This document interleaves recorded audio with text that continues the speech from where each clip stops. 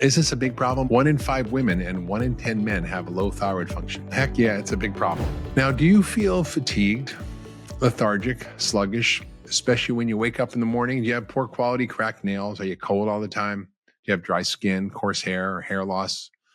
Maybe you're a little depressed or constipated. Do you have muscle pains and joint pains? Have you lost your outer third of your eyebrow maybe? Do you have trouble losing weight no matter what you do? Well, if your answer is yes to any of these questions, you may be suffering from a condition that is super common, underdiagnosed, and potentially life-threatening called hypothyroidism. And this occurs when the production, conversion, or action of your thyroid hormones in your body is not working or inhibited, resulting in too little active thyroid hormone in your blood. Now, while the symptoms above might not sound like a major problem on the surface, a problem with your thyroid can actually have catastrophic impact on your health and also on your weight.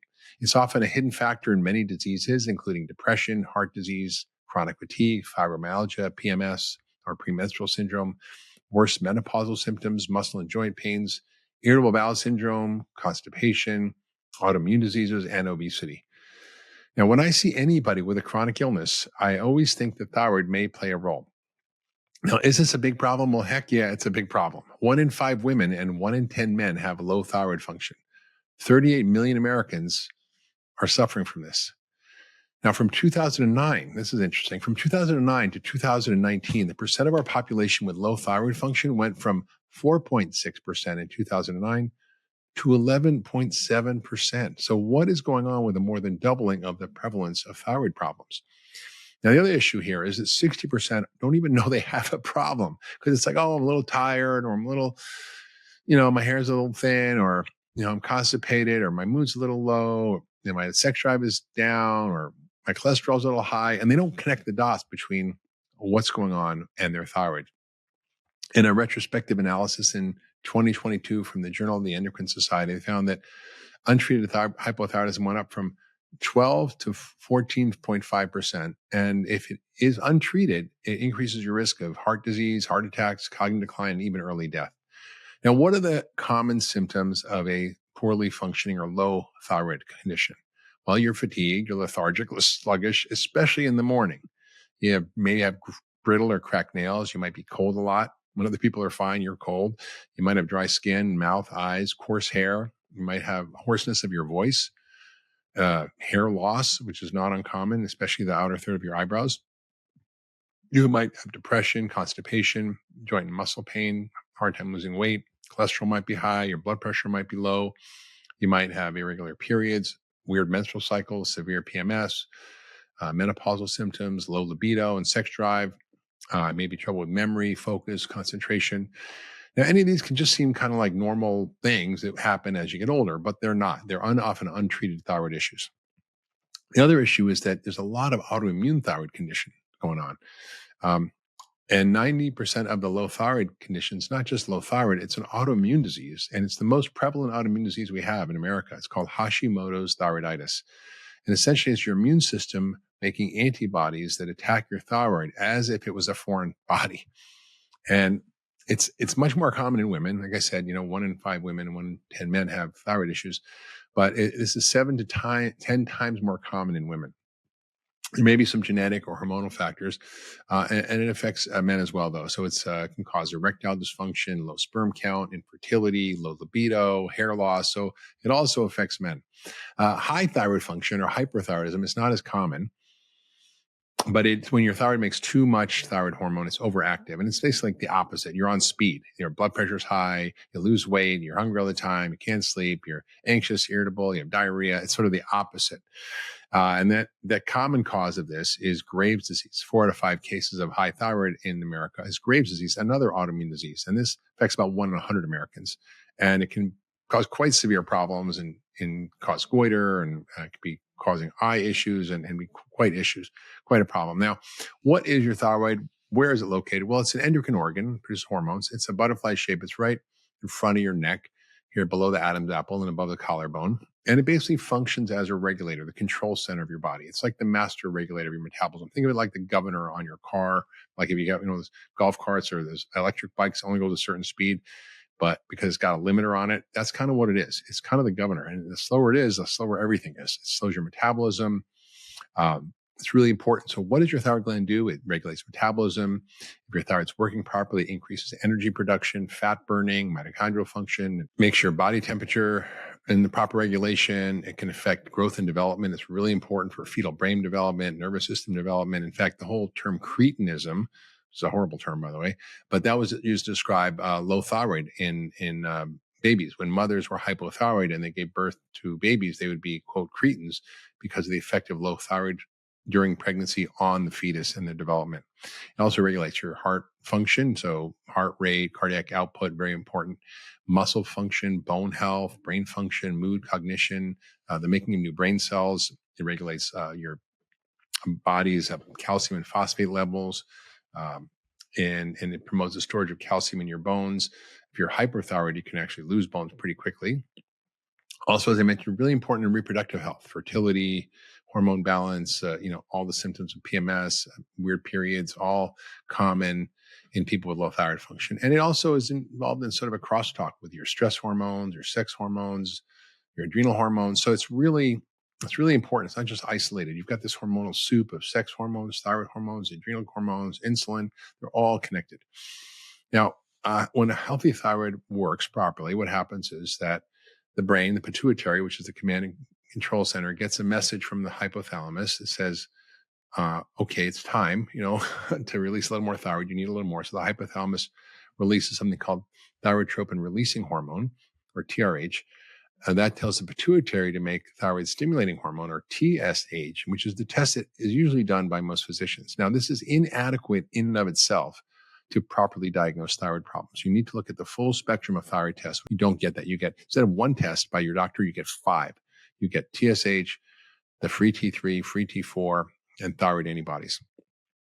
2 different ones. We'll go through those in a minute.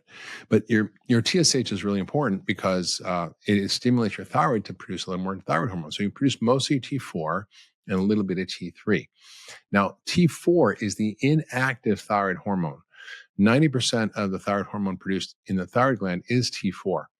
And then the T4 gets converted to T3 in the thyroid, the liver, the kidneys via an enzyme called 5'-deodorinase. You don't probably need to know that, but it's important because this enzyme can get screwed up by a lot of things. If you're low in selenium, which is the main enzyme that activates it, if you have heavy metals, if you have yeast, if you have environmental toxins, various factors will cause this enzyme to not work properly, which causes low T3. Now, most doctors even don't properly check these. They check total T3 or total T4. You want to check the free form, which is the active form. That's what we do in functional health. The next thyroid hormone is T3, or triiodothyronine. Thyroxine is T4. And this is the active form of the hormone. This 10% is produced in the thyroid gland, but then the rest is converted in your peripherally in your tissues from T4 to T3. And T3 is the actual actor in your body. It binds to the thyroid receptors on the nucleus of your cells. So it really is a transcription factor for gene expression. It's so important. That's why it regulates everything. And it forms a complex with this thyroid response element on your DNA, and it leads to protein synthesis. And it's really important because the binding of this requires vitamin D and vitamin A. And so if you have low levels of these nutrients, which is common, your thyroid won't work properly. And T3 basically ensures every system in your body is working at the right speed. Your metabolism, fat burning, energy production, your cholesterol, memory, your hair growth, bowel speed, your weight, everything. When it's too high, then the feedback loop comes to your brain and says, okay, lower TSH. And then it halts the TSH production. So it's not telling your thyroid to make more. So there's kind of a constant feedback loop of hormones. Now, what's happening when your thyroid's too low, when you have hypothyroidism? We have too little T3, or maybe not enough conversion of T4 to T3, or you have low T4 too. T4 also, not T4 too, although there is a T2. And so what happens then? Well, your metabolism goes down. You gain weight. You have trouble losing weight. You get cold. You can't warm up. Your cholesterol's high. Your mood's low. Your libido's low. You don't want to have sex. All the symptoms we talked about.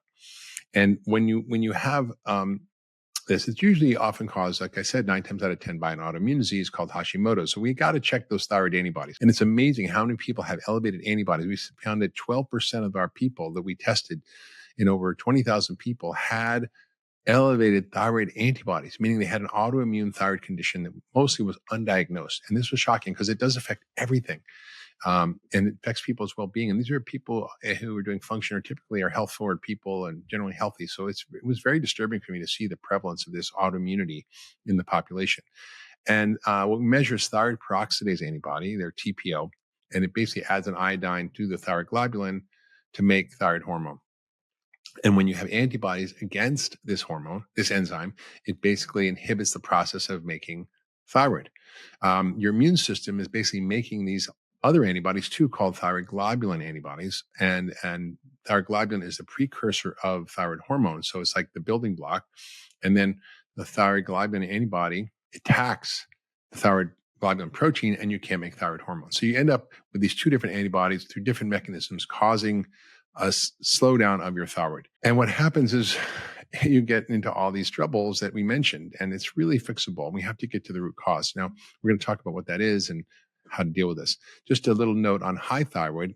If you have too much T3 or T4, because of another autoimmune condition called Graves' disease, it causes the opposite phenomena. You get increased metabolism, weight loss, sweating, nervousness, heart racing, palpitations, trouble sleeping, your eyes bulge out, you're heat intolerant instead of cold intolerant, you're irritable, you have diarrhea, hair loss, sometimes too, and maybe you lose your period, you be shaky and tremorous, and you might have a goiter. So these are the common things you get with high thyroid.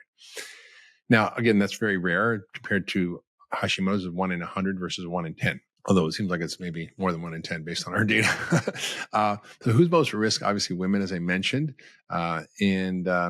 It's really common. In pregnancy, you see this a lot. You get postpartum thyroiditis, and in pregnancy, it increases the demand for thyroid hormone. It can mess things up. Menopause, you'll see this often.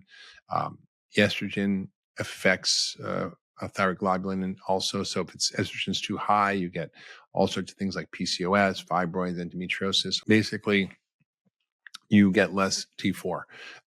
And so you'll see also lower thyroid globulin in menopause, where you'll have decreased thyroid hormone. So there's various ways in which your sex hormones interact with thyroid hormone that kind of mess things up. But we also know that we see, the autoimmune thyroid condition associated with other autoimmune conditions like celiac disease. And one of the biggest things, and I've seen this, I would say probably about 35% of the patients that I have high level of gluten antibodies or anti-gliadin antibodies, meaning they have some degree of gluten sensitivity or celiac that's causing the Hashimoto. So often getting off gluten will really help. Getting selenium will help. And a lot of things we'll talk about in terms of treatment.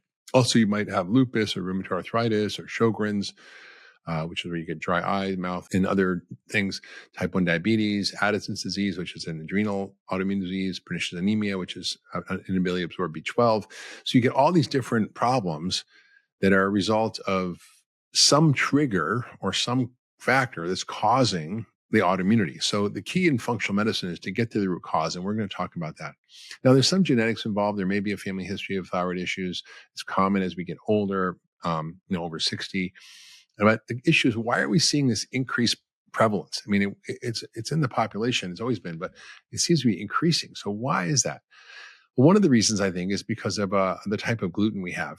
We basically changed the gluten in our environment from being these heirloom wheats and grains to a dwarf wheat, which has much higher numbers of gliadin proteins, more inflammatory proteins, more starch and sugar, more likely to cause injury to the gut and leaky gut, and this whole cascade of autoimmunity. And we see this link very clearly in the literature, scientific literature.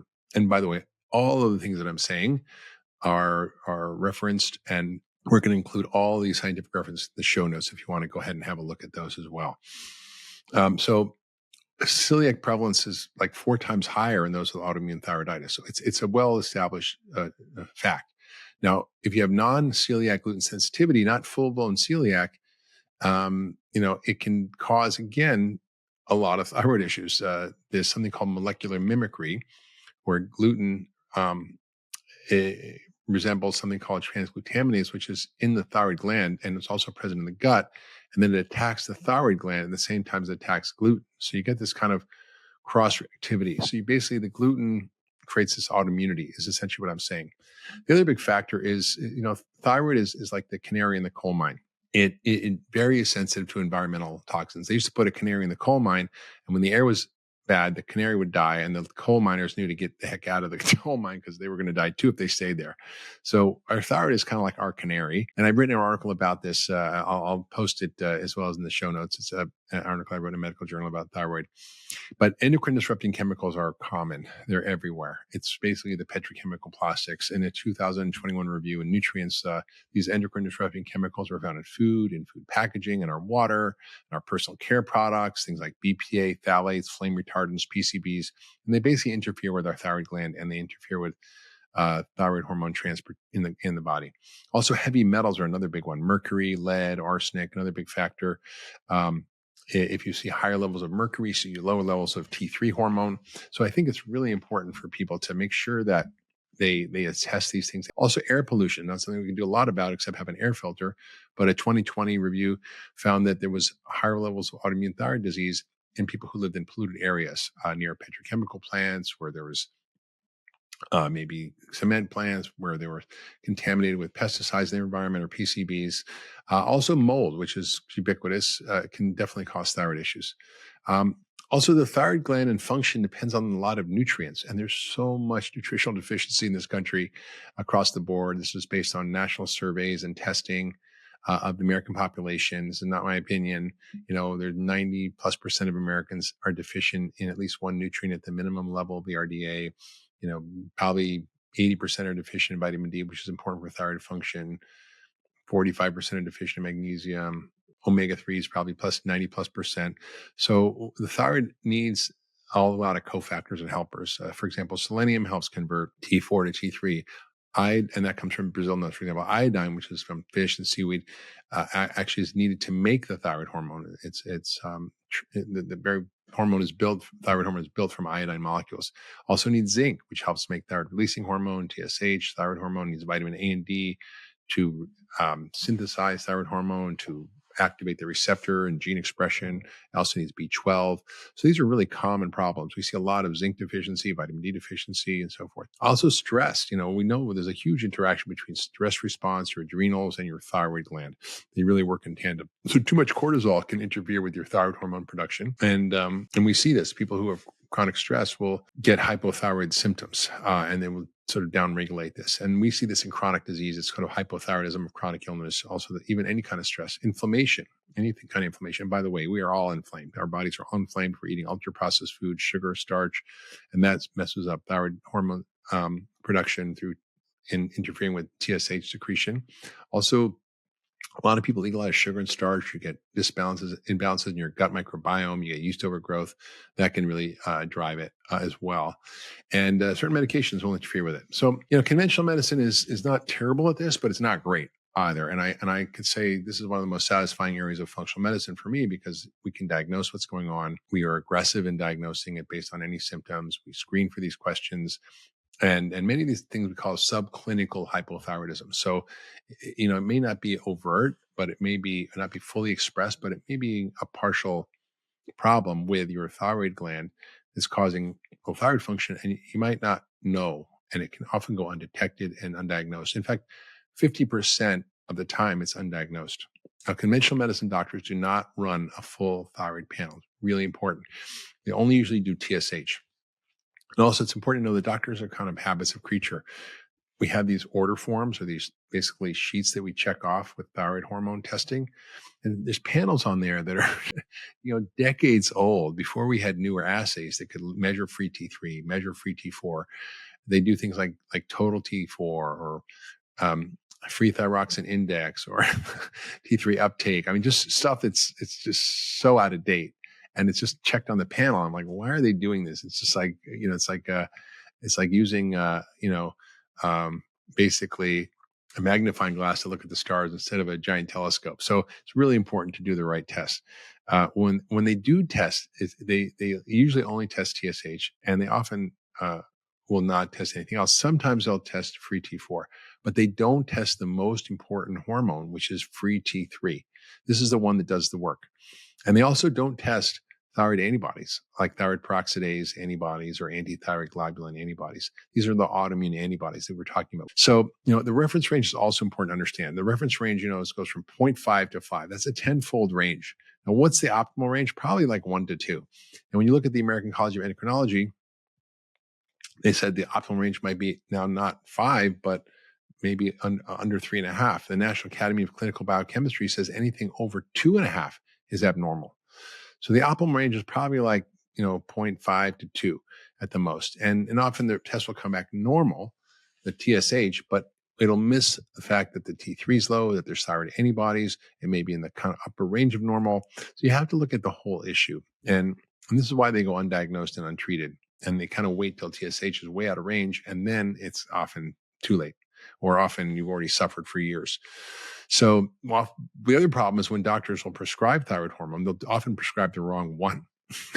They give you the inactive hormone, which is called levothyroxine or Synthroid. And the problem is a lot of people can't convert T3 to T4 fully. There's a lot of reasons for it. The environmental toxins I mentioned, nutritional deficiencies, gut dysbiosis, stress, many things, cortisol, all these things interfere with this process. So the patient may get a little better, but doesn't feel fully well. And so it's important to make sure you treat them the right way. And I'll talk about that in a minute. Now, from a functional medicine perspective, how do we look at the problem? The first is comprehensive lab testing. We have to look at the full thyroid panel, TSH, free T3, free T4, the thyroid antibodies. Really, really important. We also need to look at the root cause because there may be other things. We want to look at gluten, for example, if the thyroid's off. We look at cortisol. We look at other things that may matter, like inflammation, CRP, and white cell count. We look at the sex hormones to see what's going on there. We look at liver enzymes to see if there's toxicity. For example, you have elevated liver enzymes in 75% of Graves' disease. We look at the metabolic health, blood sugar, insulin, and heavy metals like mercury and lead, and arsenic we can test as well. Iodine, selenium, these are things that you can add on to your test as function health if you're concerned. We also do the celiac panel, which looks at the full range of tissue transglutaminase, anti-gliadin antibodies. Really important to do the right test.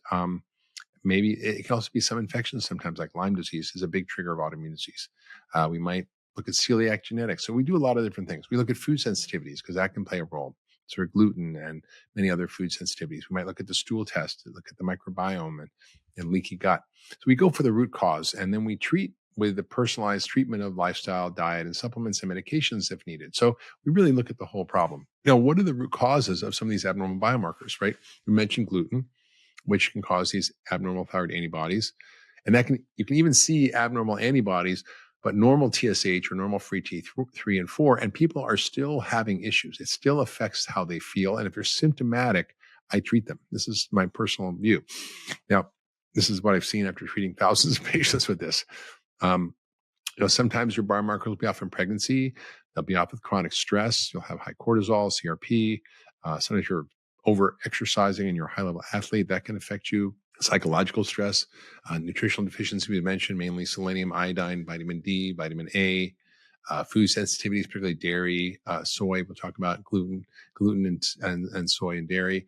Environmental toxins, as we mentioned, endocrine disruptors, heavy metals, imbalances in the gut and leaky gut, various allergens, mold, various infections, yeast overgrowth.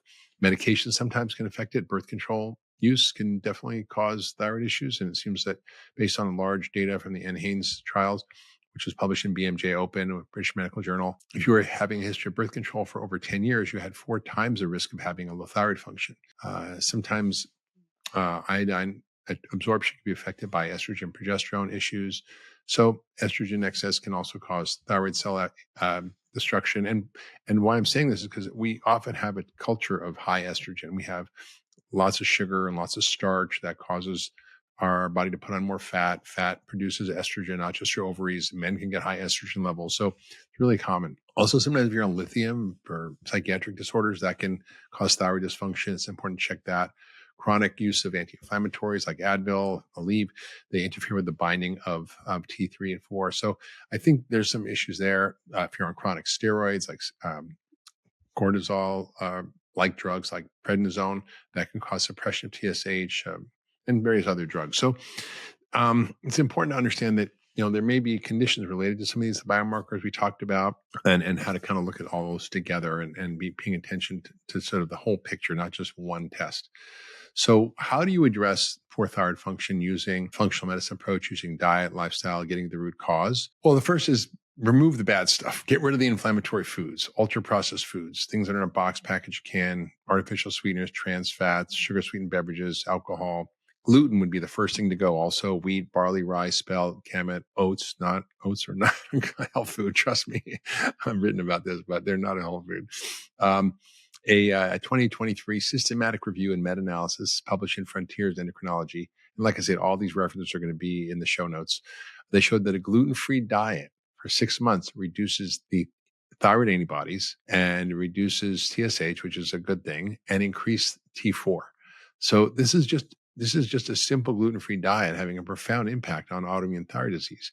So the impact of this gluten-free diet on thyroid function, inflammation in patients with hypothyroidism is really important.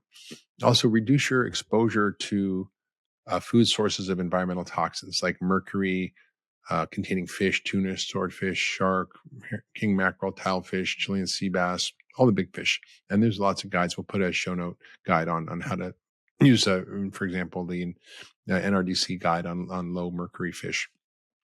Also PFAS, which is plastic packaging, produce packaging, packaged foods, pesticides, which are on our food. Use the Environmental Working Group guides for reducing your exposures. You can go to ewg.org and it'll link to Skin Deep for healthy skincare products and healthy household cleaning products, what foods you should eat, what you shouldn't eat.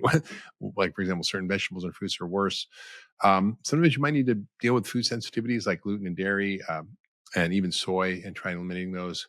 Coffee and caffeine may be an issue.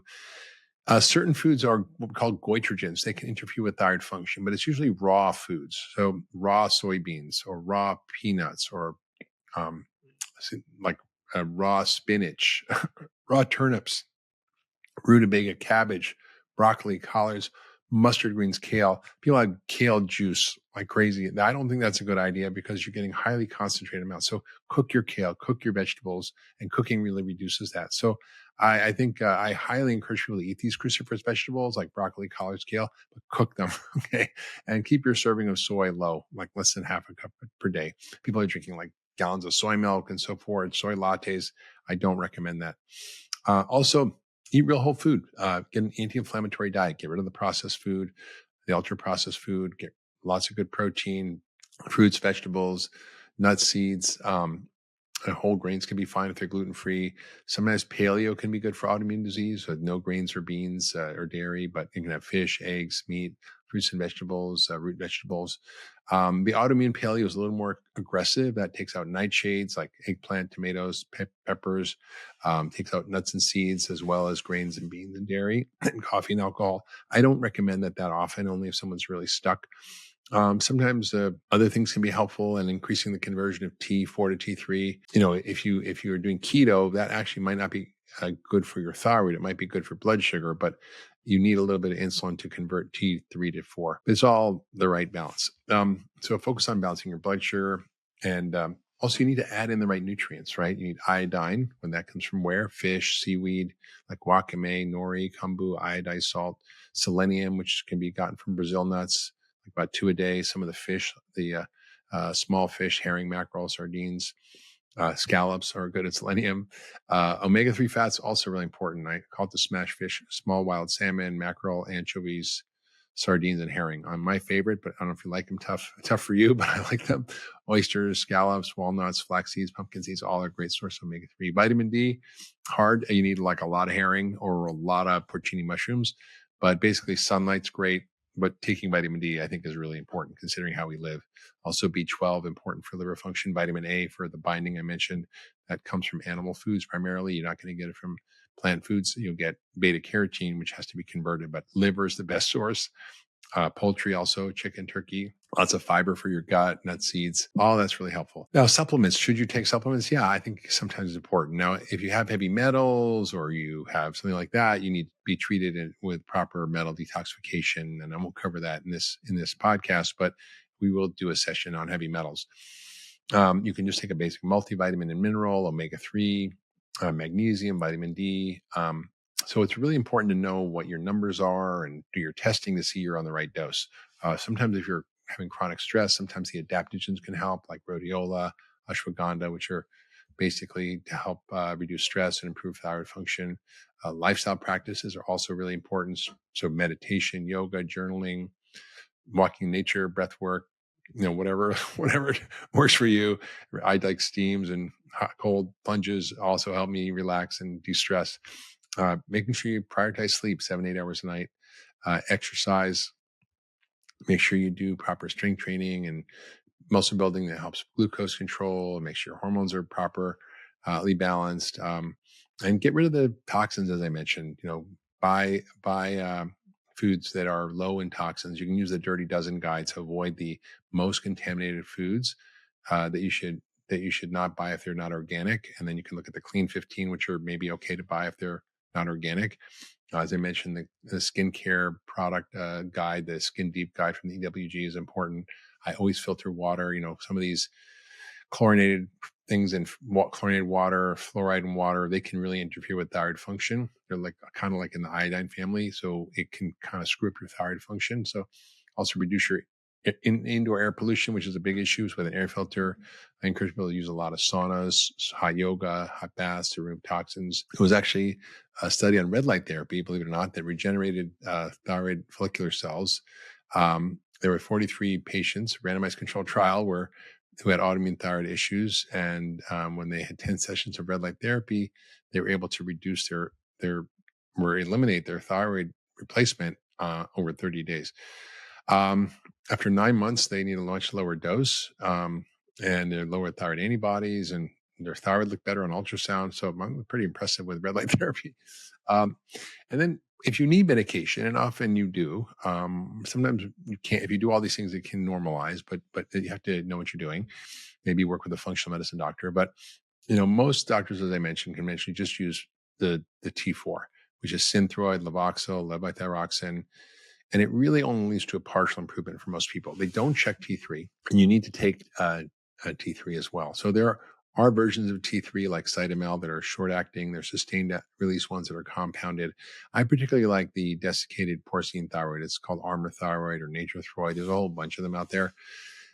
Traditional doctors don't like them. They have this belief that they're not safe, that they're unregulated, that the doses are variable, that they cause all these problems, but they really don't. The one thing you have to know is if you're taking one of these compounds that is a natural thyroid, basically it's like mimicking our own thyroid, like bioidentical thyroid, it does suppress TSH. So because T3 feeds back to the brain to suppress TSH. So if you're taking T3, you'll get a low TSH, and your doctor will think you're taking too much thyroid hormone. So you have to go by the levels of free T3 and free T4, and you have to make sure you check in with your symptoms. How do you feel? If your heart's racing and you're anxious and you can't sleep, well, you're taking too much. If you also want to check your bone density, because taking thyroid can sometimes if it's too much, can cause a low bone density. So you want to make sure your bone density is checked at baseline and then over time. By the way, men and women both can have thyroid problems. So with hyperthyroidism, there's some other things that can be used. This is mostly just for low thyroid. For hyperthyroidism, it's a little bit different. They'll use beta blockers to slow your heart rate. They have anti-thyroid medication to slow the thyroid down. They use sometimes radioiodine therapy to basically nuke your thyroid, or, it's kind of a little riskier, but then you need to be on thyroid your whole life after that, which isn't the worst thing, because I think of this as a natural molecule that our bodies make. So it's important to recheck regularly your levels, to make sure you're balanced, to do all the other biomarkers we need to do. That's really why it's so important. And in the Function Health panel, as part of your membership, you get the full panel of tests that helps you identify everything from heavy metals. And as I said, I was really shocked to see in the 20,000 people that have gone through so far that the prevalence of antibodies was 12%, which is a little bit high, and means there's a lot of people walking around who don't even know they have this issue. It can be really hard to detect. So, and regular medicine kind of sucks at actually do proper screening and testing. And functional medicine is much better at looking at the root cause with comprehensive lab testing, a thyroid panel, hormone panels, toxin panels, sex hormones, inflammatory markers, cortisol, and getting to the root cause. So once you do that, you can treat it all with, basic lifestyle things we talked about, supplements, and often you'll see improvement. We talked about red light therapy, selenium can lower it, getting rid of gluten can lower it. So a lot of things will have an impact independent of taking medication. If you love that last video, you're going to love the next one. Check it out here. These use lifestyle interventions for people with cognitive decline, optimizing risk factors, and they found significant improvement in cognitive function in pre-dementia patients. We call it pre-dementia or MCI, or mild cognitive impairment.